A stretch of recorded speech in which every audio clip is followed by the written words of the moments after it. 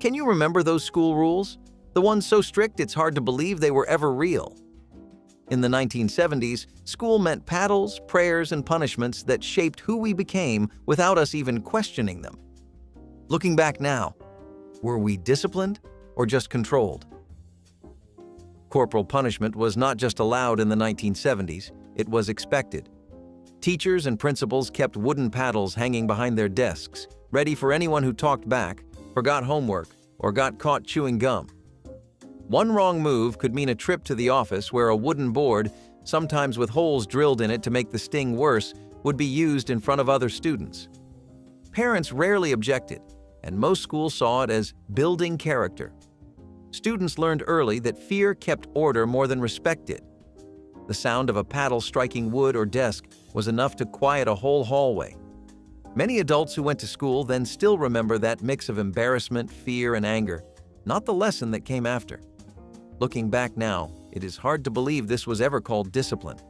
It was control disguised as morality, and it left a generation who learned more about silence than self-expression. Public punishment in classrooms was another normal part of 1970s schooling, and nothing symbolized that better than the dunce chair. If you were caught daydreaming, laughing too loud, or falling behind, you could be made to sit at the front of the class facing the wall while everyone else stared. Sometimes teachers made kids wear a paper hat or hold a sign that said slow or lazy. Humiliation was a teaching tool, and students were told it would make them stronger. But the truth was, it made children terrified of making mistakes. Many adults still feel that pang of shame when they think about being singled out for something as small as a spelling error. The dunce chair was less about correction and more about control, a way to remind everyone watching what happens if you step out of line. Today, that kind of cruelty would never pass as education. In the 1970s, teenage pregnancy was not seen as a challenge to support. It was a problem to remove. Pregnant students were often forced out of school, told they would set a bad example. Some were sent to secret special schools, while others simply disappeared from classrooms one day. Administrators claimed it was to protect the school's reputation, not the student's future. Friends would whisper, teachers would avoid the subject, and an entire chapter of a young woman's life would be erased under the word shame. These girls were denied the right to graduate alongside their classmates or to continue their studies at all. The idea that motherhood and education could coexist was unthinkable to many at the time. It was a cold reflection of how society valued appearances more than compassion. Looking back, this rule did more than hide pregnancies. It hid humanity. Fashion was rebellion in the 1970s, and for girls, something as simple as wearing pants could get them sent home. Many schools enforced strict dress codes requiring dresses or skirts below the knee. Jeans, slacks, or anything resembling male clothing were banned in the name of modesty.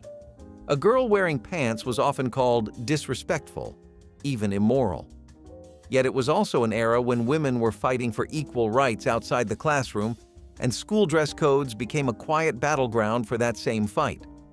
Some girls refused to change, others were suspended, and a few made local headlines for challenging the rules.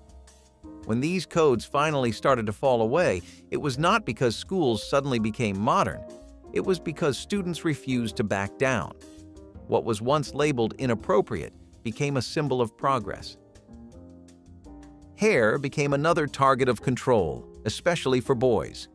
If your hair touched your collar or ears, you risked suspension or public humiliation. Principals would walk the halls with rulers, checking length against the dress code. Long hair was seen as a threat, a sign of rebellion, nonconformity, or even moral weakness. Some schools kept scissors in the office to fix violations on the spot. For many students, hair became a quiet protest against authority, a way to express individuality when few other options existed. Parents argued with schools, but change came slowly. The hair wars of the 1970s were about more than style. They were about identity, freedom, and the right to be different in a system built to make everyone the same. Believe it or not, smoking was part of school culture. Many high schools had official smoking areas outdoors, complete with benches and ashtrays. Teachers would supervise or even join in during breaks. It was considered normal. a way to relax between classes. Cigarette companies marketed heavily to teens, and schools did little to discourage it. The smell of tobacco hung in hallways, on clothes, even in gym lockers. Parents accepted it as a phase, unaware of the health risks we now take for granted. By the late 1970s, as public health campaigns grew, these smoking courts began to disappear. But for years, they stood as a reminder that even in a place meant for learning, bad habits were sanctioned by the system itself. Teachers lighting up inside classrooms sounds unbelievable today, but in the 1970s it was as common as chalk dust. Many teachers had ashtrays right on their desks and a lit cigarette balanced between their fingers while they lectured. Smoke curled around overhead projectors, and the air was thick by the end of the day. Students sat quietly, breathing it all in, not daring to complain. Some teachers even used cigarettes as part of their persona, the cool teacher with rolled-up sleeves and a cloud of smoke overhead. It symbolized authority and adulthood, not addiction. Looking back, it is astonishing how normalized it was to fill a room of children with secondhand smoke. What we now call dangerous was once seen as sophistication. The classroom might have been filled with lessons, but the air itself was toxic. Patriotism was mandatory in the 1970s classroom. Every morning began with the Pledge of Allegiance, and refusing to stand was seen as an act of defiance. Students who stayed seated or silent could face detention, suspension, or even expulsion. It was less about love of country and more about enforcing obedience. Some kids quietly mouthed the words to avoid punishment, while others looked down at their desks, hearts pounding in defiance they could not voice. A few brave ones refused entirely, sparking whispers, outrage, or even calls to their parents. Those moments turned a daily routine into a test of loyalty no child should have had to face. Teachers were expected to report disrespectful students, and principals treated it like insubordination. Few questioned whether forcing loyalty was loyalty at all. Many children recited the words automatically, their voices blending into a rhythm they never truly thought about. Decades later, the idea of punishing someone for silent protest feels completely un-American, yet that was the daily reality. The 1970s may have looked free and expressive on the surface, but inside the classroom, conformity was law. Morning announcements in the 1970s sometimes sounded more like sermons than school updates. Many schools began the day with Christian prayers broadcast over the intercom. Teachers and students of other faiths, or none, were expected to bow their heads and participate. It was tradition, they said, a way to start the day right. A hush would fall over the classroom as the principal's voice echoed through the speaker, reading verses before the pledge. Some students faked reverence to avoid standing out, while others truly believed they were doing something good. For those who did not share the faith, the silence was heavy, a mix of isolation and quiet resentment. But for many, it was a quiet reminder that religion and public education were still deeply tangled. Children who hesitated were called out or told they lacked respect. It would take court cases and years of social change before those prayers were fully banned. The intercom that once echoed with blessings now hums with neutral silence. What some remember as unity, others remember as exclusion, and that contrast still lingers in how we define freedom today. Appearance was everything, especially for girls. Teachers and administrators conducted random hair and makeup checks, deciding what was acceptable based on personal taste. Too much eyeliner, lipstick, or nail polish could get a girl sent home. Some schools even banned mascara altogether. Teachers would stand by mirrors or locker areas, pointing out excess makeup like it was a disciplinary issue. A smudge of eyeliner could turn into a lecture on morality, while chipped nail polish was labeled sloppy. For many young girls, getting ready for school felt less like preparation for class and more like preparing for judgment. The rule was that beauty should be natural, but what that really meant was controlled. Boys could be messy and scruffy, girls had to look clean, proper, and calm. These inspections turned self-expression into a source of anxiety. Many women who went to school then still remember the sting of a teacher's comment about their looks. The classroom mirror reflected not learning, but judgment, and it taught young girls that appearance mattered more than voice. Gym class in the 1970s was not just about push-ups or running laps. It was about public humiliation disguised as fitness. Students lined up in front of their classmates to be weighed, their numbers recorded out loud by teachers holding clipboards. The scale sat in the corner of every gym like a silent judge, and no one could escape its verdict. Fitness progress was what they called it, but it was really a ritual of comparison. Kids whispered, laughed, or cringed as each name was called. No one questioned why it mattered how much a child weighed, only that lighter meant better. For many, this was their first lesson in body shame, long before social media ever existed. Teachers claimed it built discipline, but it mostly built anxiety, especially for those who already felt different. Students still remember the metallic click of that scale, the scratch of pen against paper, and the eyes that followed them back to the bench. In a place meant to build confidence, self-worth was measured in pounds. Looking back, it is easy to see how cruel those moments really were. As if being weighed in front of peers was not enough, schools often posted physical fitness results for everyone to see. Gym teachers would tack up large charts on the wall, listing every student's name and their performance in push-ups, running, or flexibility tests. The fastest and strongest stood proudly at the top. Students would crowd around those charts, their eyes scanning for their names as if their entire worth hung on a single line of ink.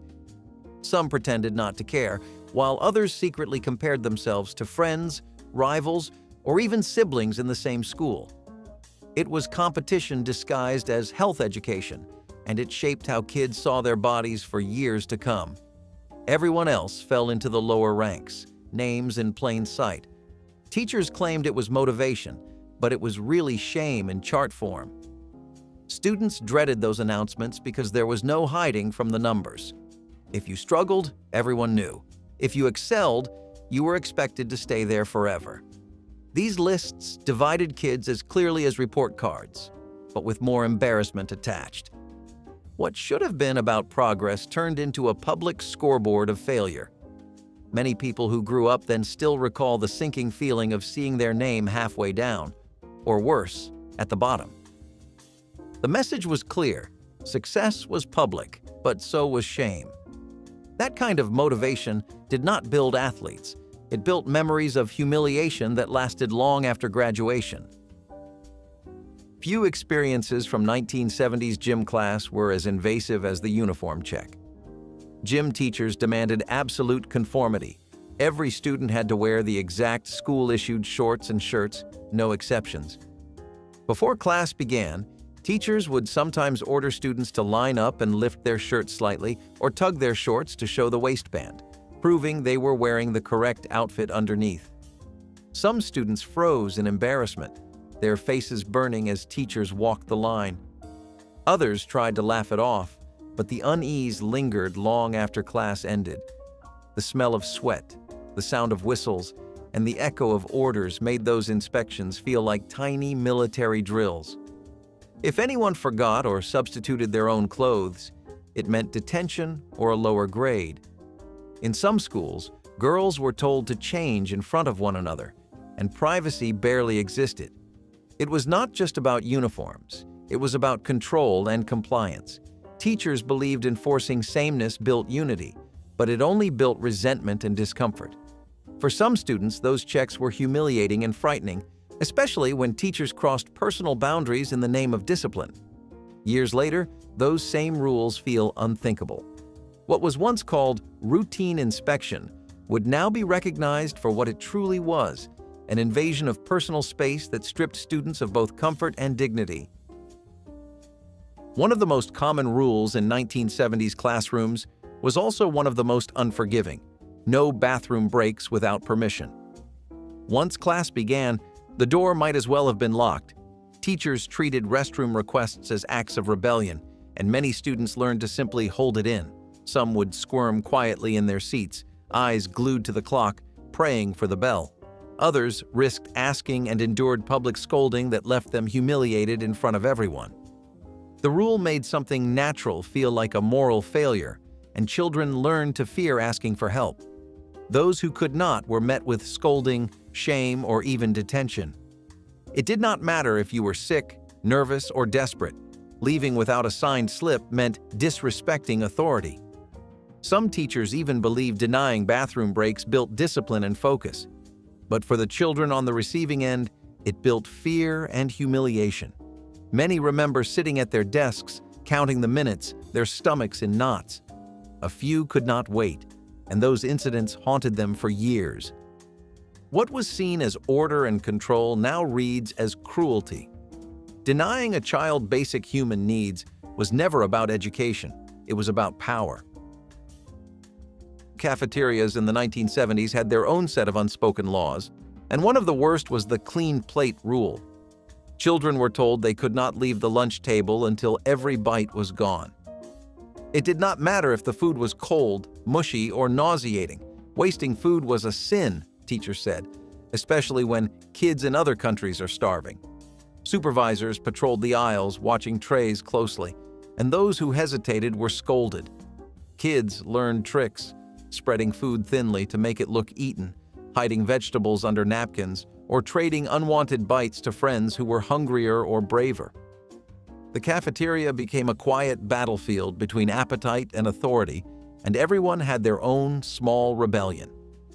Years later, many adults realized they still cleaned their plates out of habit, not hunger, a lesson they never asked to learn.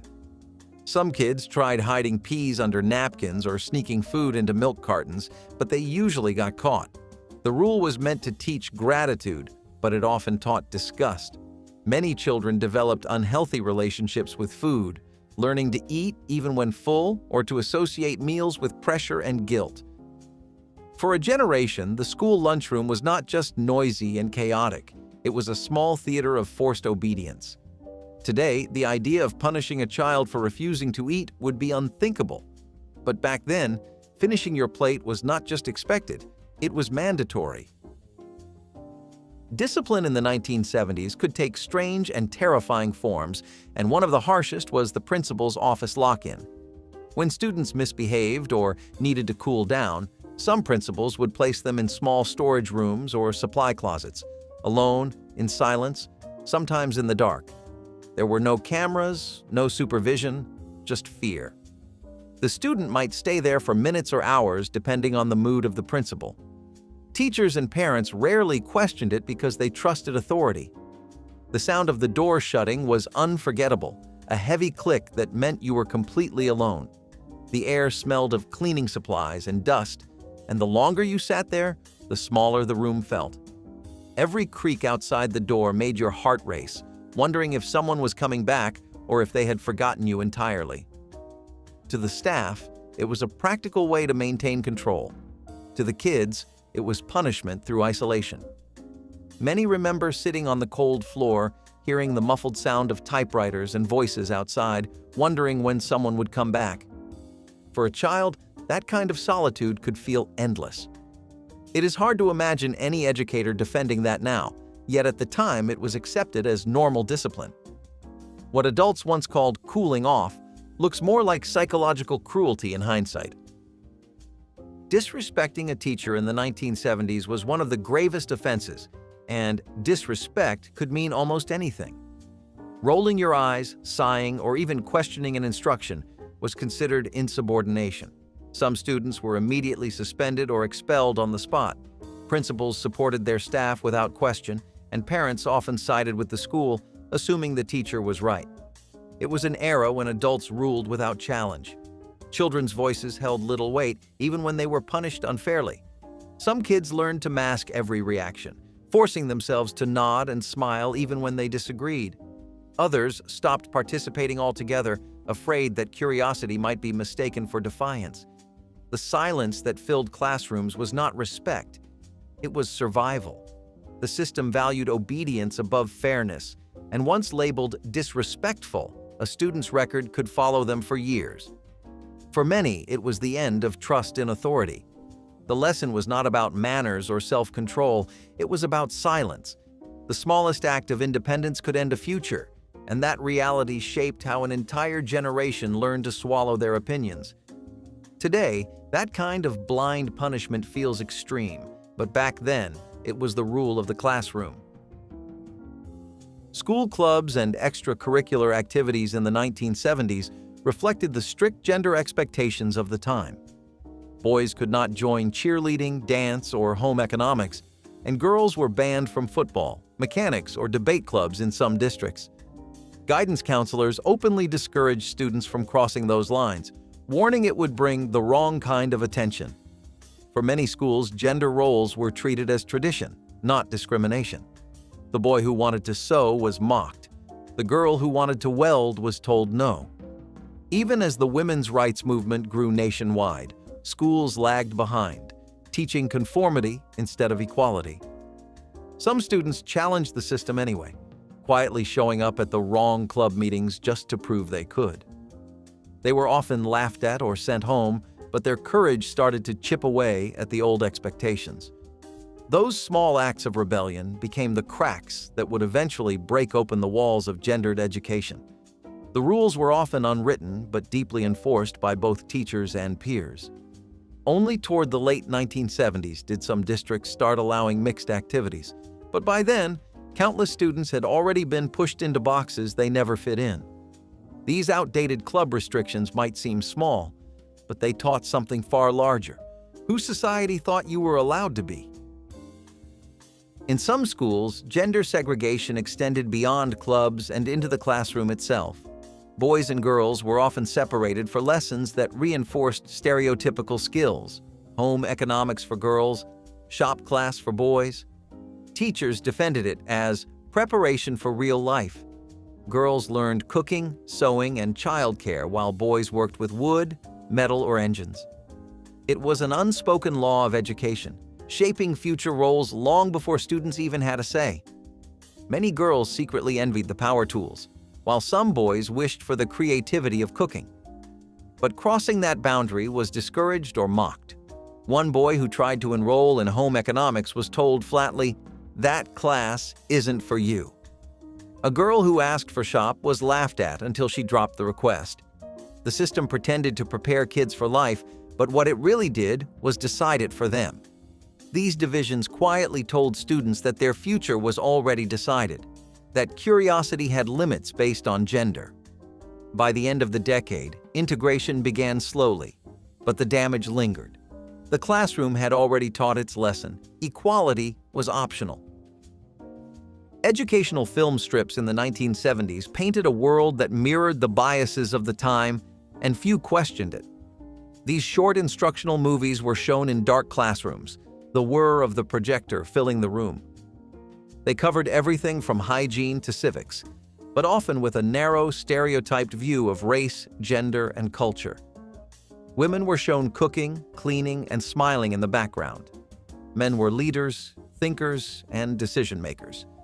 Non-white characters were rarely present, and when they were cast as sidekicks or cautionary examples. Students sat quietly, watching these stories over and over, believing them to be truth. There was no discussion, no challenge, only quiet acceptance. Those flickering frames of the perfect life became part of how a generation learned what was normal and what was not. Teachers used these films as unquestioned truth, reinforcing ideas that would later be called discriminatory. Students absorbed it all because no one told them otherwise. The perfect American family on screen looked the same every time: white, suburban, and obedient. For many children, that was the only version of success they were ever shown. Decades later, those same reels feel like relics of a darker lesson: that education was not always about learning. It was about shaping what society wanted you to believe. In the 1970s, a troubling gray area existed in schools: teachers dating former students. It was not technically against the rules once the student graduated, but that loophole carried a disturbing undertone. In small towns where everyone knew everyone, a relationship between a teacher and a recent graduate was sometimes seen as romantic rather than exploitative. Teachers held enormous power and influence, and that dynamic did not suddenly vanish with a diploma. Many of these relationships began with years of familiarity, mentorships that quietly blurred into something more. Some teachers waited until a student's 18th birthday to make a move, proudly insisting it was perfectly legal. Administrators often looked the other way, treating it as a private matter instead of a professional violation. The cultural mindset was permissive. Adults were rarely questioned about their behavior, and young people were assumed to be mature enough to decide.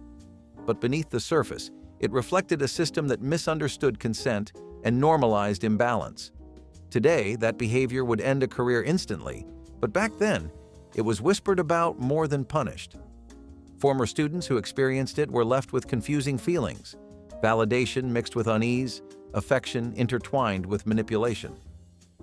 The line between teacher and student was never meant to be crossed, yet for many in that era, it was erased by silence. What people once dismissed as harmless now stands as a stark reminder of how power can hide in plain sight. After the final bell in the 1970s, students did not always go home. Many schools expected them to stay behind to clean the classrooms, sweeping floors, wiping chalkboards, emptying trash bins, and straightening desks. It was not considered community service. It was simply part of being a student. Teachers handed out chores like they handed out homework, and compliance was not optional. Some schools even assigned rotating duty charts, so every child eventually spent their turn as a makeshift janitor.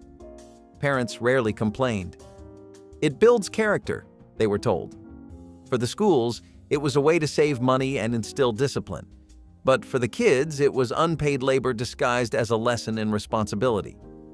Students often finished these tasks long after classes ended, tired and hungry, their hands coated in chalk dust. There were no gloves, no cleaning supplies meant for children, just a rag and a bucket. Yet there was also a strange pride attached to it. The clean boards and polished desks became quiet proof of diligence. Still, looking back, it is unsettling to think how normalized it was to rely on children to maintain the school environment. Today, janitorial work is protected and professional, but back then it was just another rule no one questioned. The line between discipline and exploitation was thin, and for many kids it was scrubbed away along with the floors they were told to clean. Discipline in the 1970s often had a sense of irony, and nowhere was that clearer than in the cigarette detention swaps. Teachers were supposed to confiscate cigarettes from students caught smoking on school grounds, but many took the pack and kept it for themselves. Some even lit one right there, turning the punishment into a joke. Students laughed awkwardly, and the message was confusing. Smoking was wrong for kids, but apparently fine for the adults who enforced the rules. Teachers would sometimes share stories about their favorite brands or use cigarettes as a bonding gesture, as though it proved they were cool. This casual hypocrisy showed how blurred the moral boundaries were. Smoking was everywhere, in teacher lounges, hallways, and even classrooms. The health warnings that seem obvious now were barely discussed then. For students, the act of being caught felt less like discipline and more like initiation into adulthood. Watching your teacher take your cigarette and enjoy it sent a message louder than any lecture. It told you that authority could bend the rules whenever it wanted. Those moments taught cynicism early, long before students had words for it. Looking back, it feels absurd, even darkly comedic, that the people meant to enforce responsibility were often modeling the opposite. It was a different time, yes, but also a clear example of how the culture of the 1970s blurred right and wrong under the haze of cigarette smoke. Walking through hallways in the 1970s was an exercise in enforced silence. Many schools imposed what they called silence lines, strict no-talking zones between classes. Students were expected to move from one room to another without a word, as though conversation itself disrupted the order of the day. Teachers stood at the ends of corridors, watching for whispers, laughter, or any sound that broke the rule. Violators faced detention, extra homework, or even public scolding. The reasoning behind it was control. Quiet meant discipline, and discipline meant respect. But what it really bred was tension. Children learned to fear the sound of their own voices, to associate talking with trouble. It was especially harsh for younger students who naturally wanted to share excitement or confusion between lessons. The echoes of footsteps in those empty halls carried a strange loneliness. Looking back, it is hard not to see the irony. a place built for learning that punished curiosity and connection. The silence lines reflected a belief that order mattered more than humanity, that compliance was the highest virtue a student could have. Those narrow corridors became small, rigid reminders of a bigger idea. Schools were not just teaching facts, they were training obedience. If silence lines were about control, then goose lines were their physical counterpart. In many elementary schools of the 1970s, students were required to walk single file, hands clasped neatly behind their backs, eyes forward, mouths shut. Teachers called it proper posture, but it looked and felt like a military drill. The rule started in kindergarten and often continued through middle school. A daily march of discipline meant to keep children calm and orderly. Talking, laughing, or breaking formation meant starting over, or worse, losing recess. Some teachers took pride in how quiet and synchronized their classes moved through the halls, as if silence were proof of their authority. For students, though, it was a small humiliation, a reminder that individuality had no place during school hours. The posture was uncomfortable, the silence heavier than it should have been. Looking back, it is easy to see how absurd it was to treat children like soldiers for something as simple as walking to lunch. It was never about safety. It was about control disguised as decorum. Many who lived through it still recall the feeling of their hands pressed against their backs, the sting of being told to act like little ladies and gentlemen. But beneath that rule was a deeper lesson: obedience over expression, compliance over comfort. It is strange how such a simple line could reveal the entire philosophy of an era, one that prized order so highly it forgot what childhood was supposed to feel like. This one feels almost like a cartoon, but it was real. If you messed up in class, especially in earlier decades, teachers might march you to the front of the room, plop a tall, cone-shaped dunce cap on your head, and make you sit in the corner, in front of everyone. The cap usually had the word dunce written across it in big, bold letters, and the goal was not correction, it was humiliation. You were basically put on display as the class failure. For some kids, it only made things worse. They would act out more or stop trying entirely. Teachers thought it was a way to motivate, but it usually just created shame and resentment. Eventually, educators realized there were better ways to handle mistakes. The dunce cap was removed. So was the corner. And slowly, the practice faded into legend. Now, the only place you will see a dunce cap is in an old comic strip or a vintage photograph. But for the kids who had to wear it, it is not something they laugh about. It is something they never forgot. Before insulated bags and bendy ice packs, you had a metal lunchbox, and it said everything about you. In the 1970s, a lunchbox was more than a container. It was a bold, clunky rectangle of personality. Scooby-Doo? The $6 Million Man? Maybe Wonder Woman if you were one of the cool ones. And inside that heavy metal case was a matching thermos that clicked shut and could keep soup warm or spill milk everywhere depending on the day. Your mom might have packed you a peanut butter and jelly sandwich in wax paper, a bag of pretzels, and an apple so bruised it looked like it had seen combat. And that was lunch. But that box, oh, it took a beating. It rolled down staircases, got sat on, slammed into lockers, and was sometimes used as a substitute football. By the time you made it to spring, the paint was chipped, the character's face was half scratched off, and the thermos smelled permanently like tomato soup. But you kept it. Every lunch period was a lineup of pop culture on the cafeteria table, and heaven help the kid who showed up with just a brown bag.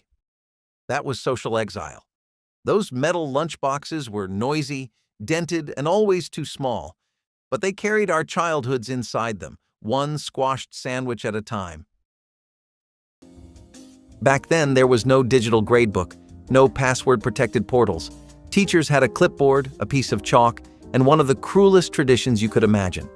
Grades were posted, on the wall, the blackboard, or taped outside the classroom. Your name, your score, there for everyone to see. The top kids beamed with pride. The rest of the class felt the slow crawl of shame. Students learned their rank by how low their name appeared on the list. This was not about motivation, it was control. A way to keep students in line with fear of public failure. If you asked about privacy, people would have laughed. Privacy was not the point. Visibility was. Today we call this a breach of confidentiality. We call it unacceptable. But in the 1970s, it was everyday life. Some kids worked harder to climb that list, others gave up entirely. And some just remembered that sinking feeling, the moment their friends saw that red pen score next to their name. You do not forget something like that. You carry it, even now. Rubik's Cubes sat on coffee tables like miniature monuments to frustration. Their colorful sides promised fun, but more often delivered rage. You twisted, you turned, you thought you had it, and then disaster. One wrong move sent you back to square one. Solving it became a badge of honor. If someone at school could actually complete a Rubik's Cube, they were treated like a genius. Crowds gathered, applause broke out, but most of us faked it. We peeled off the stickers and rearranged them to make it look solved, or we popped out the pieces and snapped them back into place. Technically cheating? Maybe. Spiritually rewarding? Absolutely. There were books, guides, even videos explaining how to beat the cube, but few had the patience. And yet, we all kept trying. Rubik's Cubes lived in junk drawers, backpacks, and classroom desks. They were part toy, part puzzle, part stress test. Looking back, they were frustrating, addictive, and completely iconic. And to this day, if you spot one on a shelf, your hands remember the rhythm of twist, turn, twist, even if your brain still has no idea how to actually solve it. Backyard fun in the 1970s was loud, chaotic, and often a little dangerous. Enter the water wiggle. It looked innocent enough. A smiling plastic head connected to a long hose. But the moment the water was turned on, it became a wild, whipping, serpentine menace. It sprayed water in every direction and flailed unpredictably, turning the yard into a circus of screams and soaked clothes. Kids chased it. It chased them back. You never knew where it would go. One second it was dancing in the air. The next it was smacking you in the shins. It had one job: to create watery mayhem, and it was great at it. Parents watched from porches, laughing or nervously sipping iced tea. Some turned the pressure down, others cranked it up. Either way, you ended up drenched. There were no safety labels or slow modes, just you, the hose, and the wiggling chaos that could knock over toddlers and send dogs running. It was thrilling, it was unpredictable, and it was absolutely beloved. They do not make toys like that anymore, probably for good reason. But those summer afternoons when laughter mixed with shrieks and the sprinkler twisted through the air like a possessed noodle, those are hard to forget. You are not imagining it. Schools really used to let the principal hit kids with a wooden paddle. This was not a figure of speech or a rare punishment. It was standard. If you talked back, got into a fight, or even forgot your homework one too many times, you could be marched down the hallway, asked to bend over, and whop. That was your lesson for the day. Some of these paddles even had holes drilled into them, supposedly to increase speed. Others were carved with slogans like Board of Education, like it was some kind of joke. And it was not just principals doing it. Coaches, vice principals, even homeroom teachers were allowed to paddle students with little to no permission from parents. It was considered discipline. The thing is, a lot of kids just felt humiliated or afraid, not reformed. Over time, lawsuits and mental health studies pushed back. States started banning corporal punishment, and schools were forced to find new ways to deal with behavior. Today, hitting a student with a paddle is not just frowned upon, it is illegal in most places. But if you grew up in those earlier decades, you probably still remember the sound of it. The silence in the hallway, the held breath, the way it made everything just a little too real. You knew it was going to be a good day when the lights went out and the film strip projector came out. That low whir, the faint hum, and the little beep that told the teacher it was time to click to the next slide. Beep, click, and again, beep, click. In the 1970s, these things were everywhere in schools. Educational videos were not on YouTube. They were printed on transparent frames and wound into a reel like some old Hollywood mystery. The narrator always sounded like he was reading out of a phone book, and the animations were, well, let's just say, budget-friendly.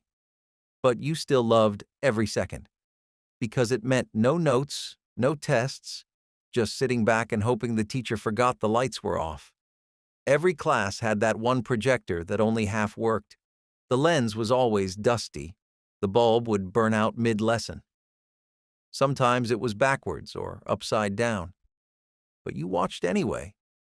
Whether it was about how plants grow, the water cycle, or some animated duck teaching math, the film strip was a golden break from routine. It turned classrooms into tiny theaters. It turned teachers into projectionists. And it turned students into slack-jawed kids staring at a flickering wall, completely content. In the 1970s, schools tracked students early and without much say from parents. It was called ability grouping. But let us be honest, it often meant separating kids by race, class, and perceived intelligence. Students were labeled as gifted, average, or slow by the time they hit second grade. And those labels stuck.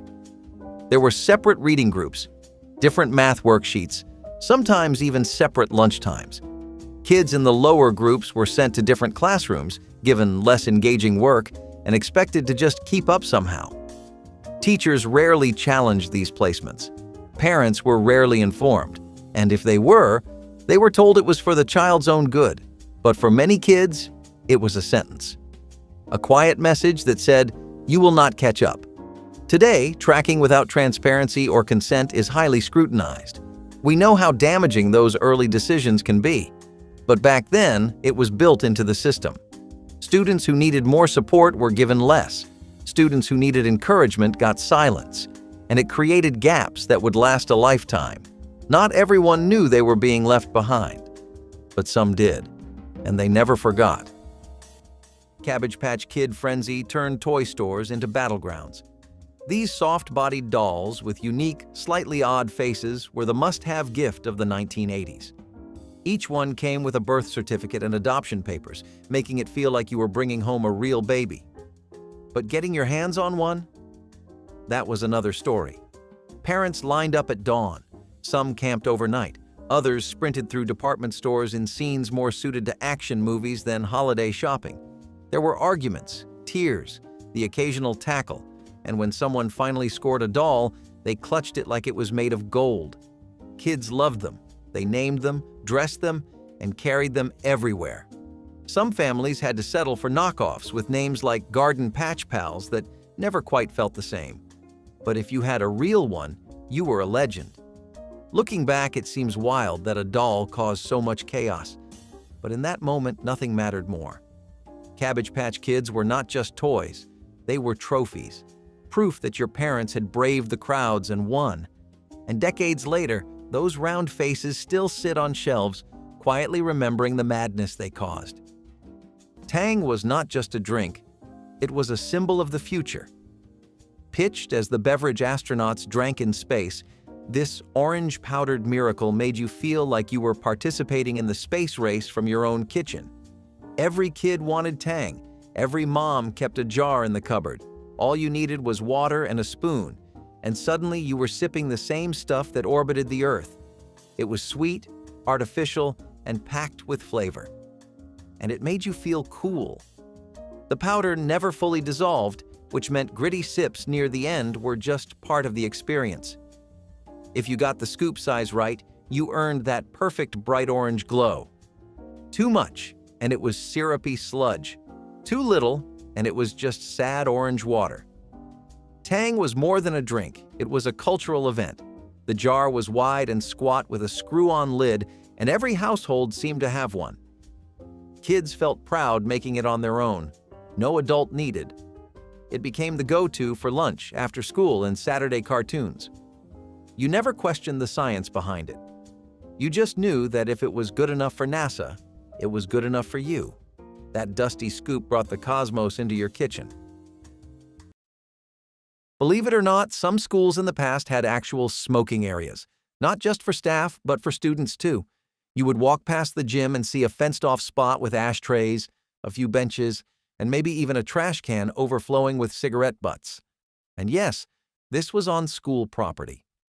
If you were in high school and of smoking age, whatever that meant at the time, you could light up during lunch or between classes. Staff had their own designated corner too, usually near the parking lot or behind the cafeteria. Sometimes teachers and students would smoke within a few yards of each other. It sounds surreal now, but it was all part of the culture. Smoking was seen as a stress reliever, even something social. Schools tried to contain the habit instead of ban it.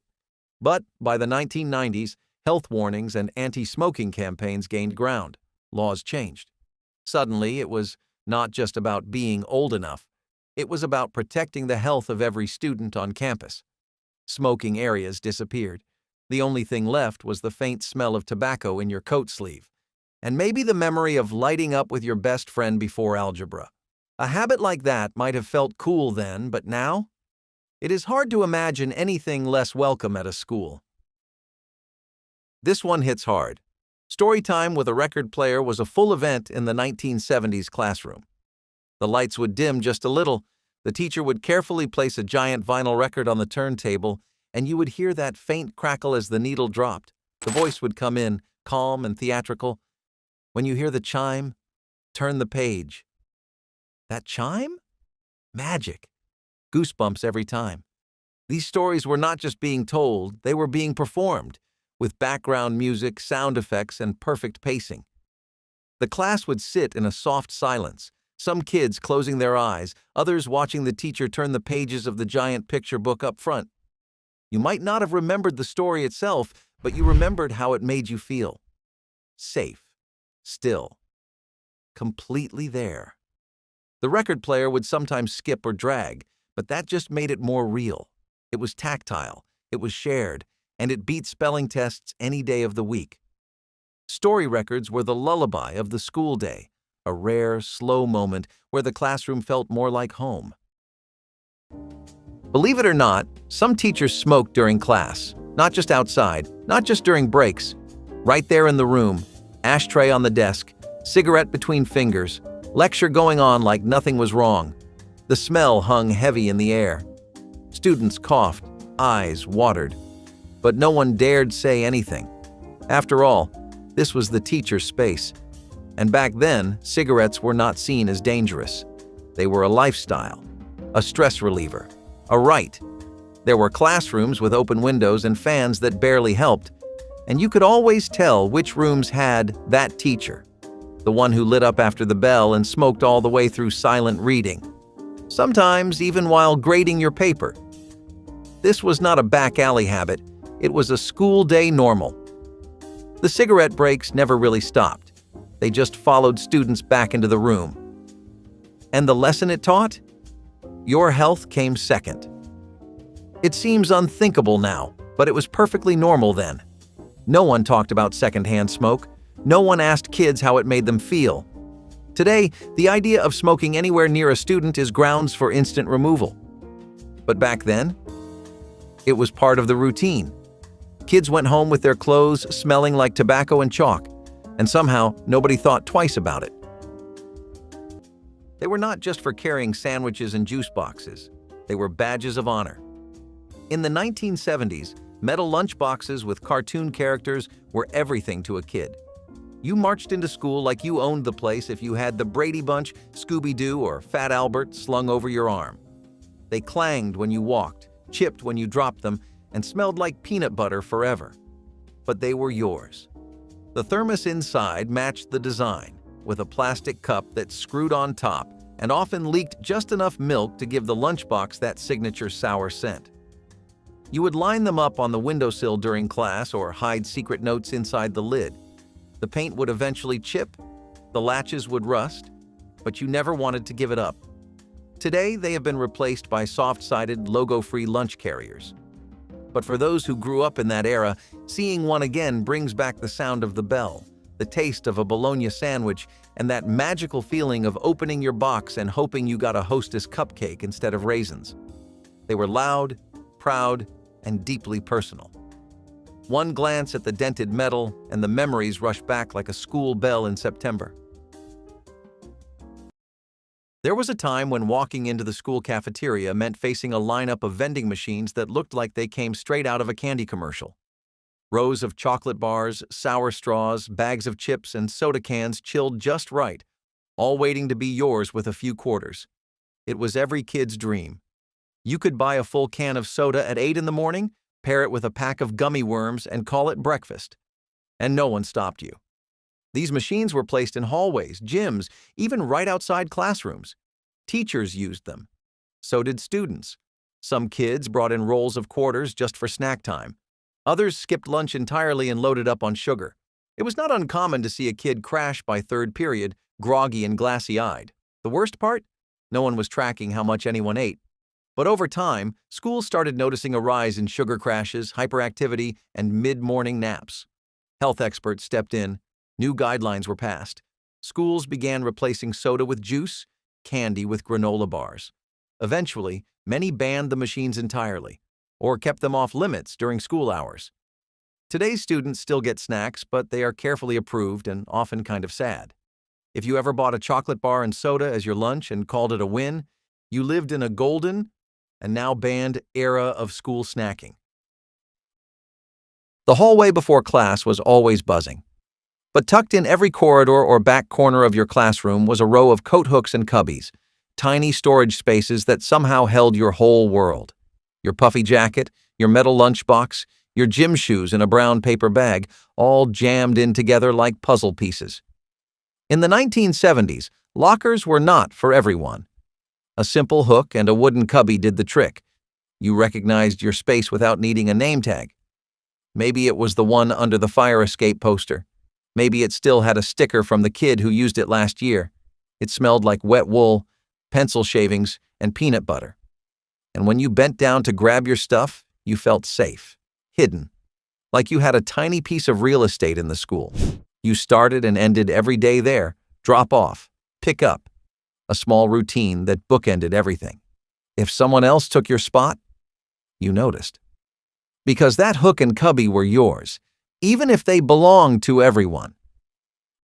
Sometimes it felt like a blessing.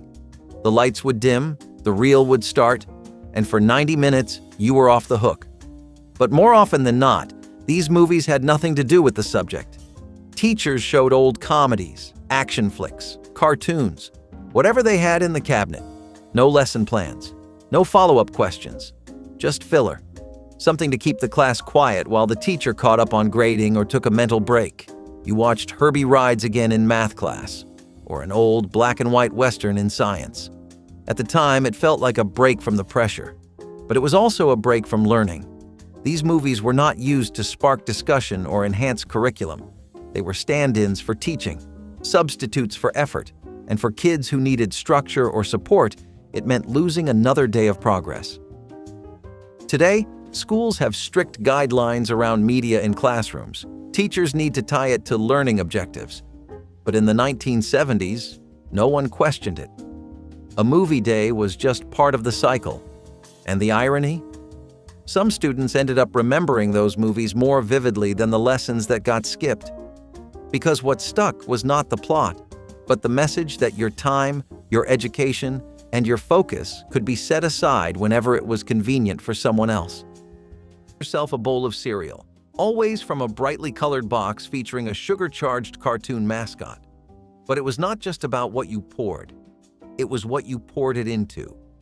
Saturday morning cereal bowls were branded, oversized, and beloved. They had the logos, the characters, sometimes even games printed inside. Trix, Fruity Pebbles, Super Sugar Crisp, each had its own bowl. You held it like a trophy. You filled it past the brim. The milk turned a strange color. The spoon clinked loudly. And the real show? It was waiting for you in the living room. Schoolhouse Rock, the Super Friends, the Bugs Bunny and Roadrunner Hour. You balanced the bowl on your knees, dripping milk on the carpet, eyes glued to the screen. Parents still asleep, the sun barely up. This was your time. The cereal was sweet, the cartoons were loud, and the bowl made it official. Some were premiums you mailed away for. Others came as prizes. But they all had one thing in common. They turned breakfast into a weekly holiday. That bowl was not just dishware. It was a ticket to your favorite time of the week. Before backpacks were stitched with mesh, logos, and headphone ports, you had a cloth book bag. Plain, simple, sometimes handmade, and always dependable. These soft-sided carryalls were what got you through the week in the 1970s. Some were canvas with thick drawstrings. Others were patchwork, sewn by your mom or your grandma, with colorful fabric and uneven stitching that made them one of a kind. They did not have compartments. They did not have padding. What they had was character. You stuffed your books, folders, maybe a crumpled note from the principal's office, and hauled it all home with one arm dangling or slung over your shoulder like a real pro. Sometimes the strap broke. Sometimes you fixed it with a safety pin or a little sewing kit from home. These bags weren't bought to make a statement. They were there to do a job, and they did it well. A lot of times you could tell which book bag belonged to which kid without even seeing their face. The one with patches all over it? That was Amy's. The one stained with grape juice and highlighter? Definitely Bobby's. They were silent companions, sitting under your desk, getting kicked during math, or tossed onto the coat hook when the bell rang. You never thought twice about them. But they were there, every day. Carried your homework, your doodles, your growing little world. Looking back, it's wild how much of your life could fit inside something so small and so soft. Recess in the past was not just unregulated. It was a full-blown injury waiting to happen. Picture this, a towering metal jungle gym, hot in the sun, slick in the rain, and what was underneath? Solid, unforgiving asphalt. No rubber mats, no wood chips, just pavement. You fell, you got scraped, or worse. These jungle gyms were built like they wanted to test your limits. Climb too high, miss a step, and you were doing a face-first dive into the blacktop. Teachers rarely noticed unless you were really crying. Some kids wore their scrapes like badges of honor. Others learned to jump down early just to avoid a worse fall. You could spot the daredevils by the bruises on their elbows, and once the bell rang, everyone scrambled off like nothing happened. Injuries were expected, even encouraged in some circles. But hey, you learned fast. Eventually, safety reports, lawsuits, and rising injuries pushed schools to rethink playground design. Jungle gyms were lowered, metal was replaced with plastic, and soft landing zones became mandatory. Asphalt was officially banned under play equipment. Today's playgrounds are safer, maybe even too safe, some would say. But if you still have scars on your knees from falling off the monkey bars, you know exactly what kind of chaos we used to call fun. There was nothing more nerve-wracking in the 1970s than report card day, except maybe hearing your teacher read yours out loud. Yes, out loud. Teachers would go name by name, calling students to the front, or worse, just announcing the comments straight from their grade books in front of everyone. If you had a glowing review, you might walk away with a proud smile. But if your comments said things like disruptive, lazy, or needs improvement, that walk back to your seat felt like a slow-motion march through shame. Everyone heard it. Everyone laughed or stared. Even the kind teachers thought it was just part of the routine. But what they did not realize, or did not care about, was that those few words stuck. One sentence from a tired adult could define a kid for the whole year, and for some, even longer. Teachers called it feedback, but what it really was exposure. Not just your grades, but your behavior, your habits, your struggles, your business. Today, this would violate privacy laws and ethical standards. Schools now protect student records carefully, but back then, your reputation could rise or fall based on a teacher's tone of voice in front of your peers. There was no consent, no warning, just a wave of humiliation that sometimes felt worse than the grade itself. And for many kids, those words were the ones they carried into every class after that, no matter how hard they worked to change. You never forget the day you walked into class and saw a glass tank with a live snake in it. Or worse, a tarantula. And this was not a science lab. This was your regular classroom.